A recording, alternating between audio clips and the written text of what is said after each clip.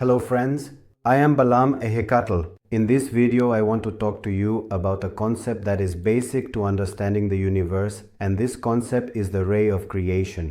In the three-dimensional universe in which we live, the cycles of light and darkness are very important. For all stars, planets, and all consciousnesses, these cycles of light and darkness are essential for developing their consciousness. And in fact, these cycles are often revered by all ancient religions and exemplified as deities. Light in our universe is very important for the transmission of information. We can clearly see this in the development of celestial bodies and their life cycles. And just as in our solar system, the sun is directly connected to the consciousness of all the planets and to life and special cycles on all the planets, our entire solar system is also connected to cycles of day and night and of rotation and revolution with respect to the galaxy. And in turn, the galaxy is connected to other larger celestial bodies. There is a geometric system which I have previously explained to you where different laws are expressed for this ray of creation. At the beginning, the first law is the consciousness that sees everything, that knows everything, and that is in everything. It is the singularity. After this singularity, we see that the ray of creation expands into a perfect equilateral triangle, the three laws of the universe. We can see these three laws in electromagnetism and in the influences that are active, receptive, and neutral, which we observe in the atom and in various manifestations of the universe. After the three laws of the cosmos, the axis of the universe's mechanicalness begin to duplicate, as does the complexity of the ray of consciousness. This ray that carries consciousness throughout the universe, this ray of creation, has a specific geometry, which is directly connected to sacred geometry. The manifestation of this ray of creation in our three-dimensional reality is linked to the light of the stars, the suns, and the galaxies. This light is very important because it not only transmits the heat and basic electromagnetism necessary for conscious beings to form within planets, or for those same planets to awaken certain levels of consciousness, but there are also very subtle transfers of information through these various rays that vibrate and resonate throughout the universe like a beautiful song. Many ancient cultures are centered around the positioning of sunlight and various landmarks in space, such as the Pleiades or the Orion Belt. In the hidden past of our planet Earth, there was a very advanced communication technology, which we in modern humanity have not even truly begun to understand.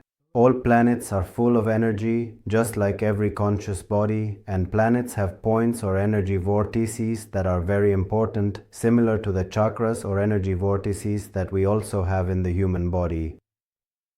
These energy points on planet Earth are related to the geometry of an icosahedron, and basically a geometric grid can be constructed around the planet to locate different points of electromagnetic importance.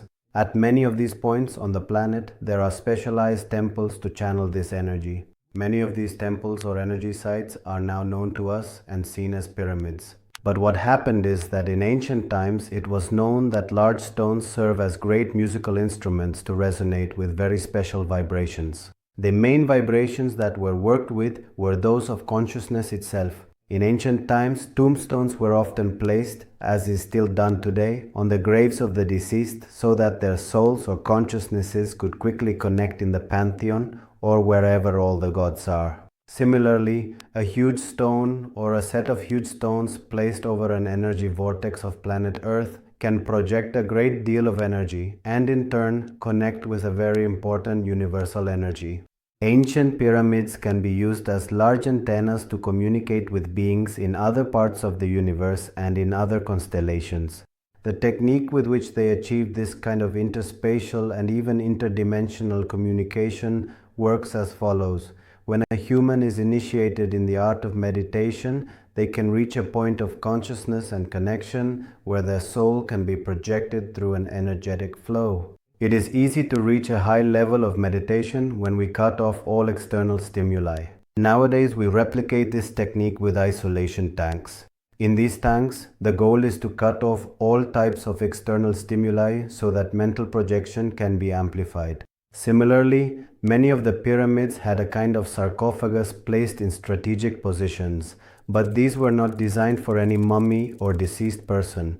Rather, they are boxes designed to isolate the senses. Sarcophagi are very important, and we see them in Egypt as well as in the Mayan world and in different parts of the planet, even in the Vatican. The initiatory use of sarcophagi is to get inside them and achieve a special projection of the third eye. That is why we can still see that in the sarcophagi of Egypt there is an allusion to this technique or knowledge through the symbolism of the serpent emerging from the third eye of the pharaohs. So, for those who mastered these technological techniques, they could combine their deep inner knowledge and their meditation techniques with the great projection power of the pyramid and with the earth's energy projected through the geometric alignment of the massive stones of the pyramids. The initiated person who was meditating inside this pyramid could communicate with the consciousness of other planets, with the consciousness of their sun, and with the consciousness of other stars. This is also the profound reason why, since the dawn of ancient times, humanity has consistently worshipped or devoutly followed certain distinguished bloodlines as revered priestesses, or has diligently followed certain influential people as significant lineages intimately related to this profound and ancient knowledge. It's interesting to see how the spiritual leaders of the ancient world were very likely connected to solar consciousness and cosmic consciousness in a rather literal way. The power of this ray of creation in ancient times on earth was tremendous, and the level of consciousness and the amount of energy present was vast. However, as many ancient civilizations knew, humanity was going to fall into a period of darkness or a period of unconsciousness. This period of darkness is described by the last, the Cuauhtemoc. In his final slogan, he describes how the sun will set for humanity for a season and also predicts that in the future we will have a new dawn. The good news, my friends, is that this new dawn is already beginning. There is already a new kind of consciousness on our planet, and soon the things that were hidden will begin to emerge again. The things that were underwater, symbolically in the sign of Pisces, will now be revealed in the age of Aquarius. It will be an era of knowledge once again and of recognition. We can see the geometry of this ray of creation manifesting through various experiments. One of the experiments that demonstrates the geometry of the ray of creation is the research done with the science of cymatics. Its inventor, Hans Jenny, and other researchers have shown that by transmitting a frequency of vibration through matter, whether water or sand, different geometric shapes can be produced. And also, research such as that of the Japanese scientist Masaru Emoto shows us that human intention has the ability to project tiny geometric hexagonal molecular formations in water, or even break them apart with nothing more than the intention of our thoughts. When a person directs a thought toward water, the molecules in that water arrange themselves geometrically, and this brings harmony to it. In the times we are living in, achieving harmony with ourselves is going to be one of the most important pillars of our civilization and of our progress as a species. Materialism, into which we have blindly sunk as a modern civilization, will become less and less important, and we will increasingly realize the importance of understanding our own potential as living beings and as part of the universe. In future videos, I will be sharing with you different techniques and various theories to connect more deeply with this ray of creation and with this universal wisdom. But for this video, and so as not to leave you empty-handed, I can tell you that the simplest way to connect with the universal ray, with universal creation, is through breathing. Breathing controls all our internal cycles. These cycles in a way represent the day and night within us. We must learn to carry these cycles in a much calmer way. Through breathing, even though it is a simple practice, it is very powerful. All you have to do is breathe as deeply as you can and focus all your attention, center all your attention on this sensation of breathing very deeply. Just put all your attention on that feeling.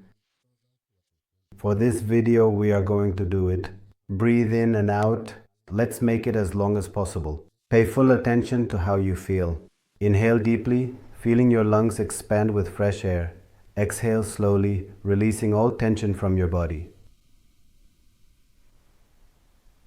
Feel it, just feel it. If any of you were able to feel a sense of calm and well-being with this exercise, or if not, repeat it several times, you'll see that this is a very simple way to connect with serenity and the echo that is the ray of creation of the universe. Soon I will be sharing more ideas to nurture this concept. So friends, you are now initiated into this concept of the ray of creation.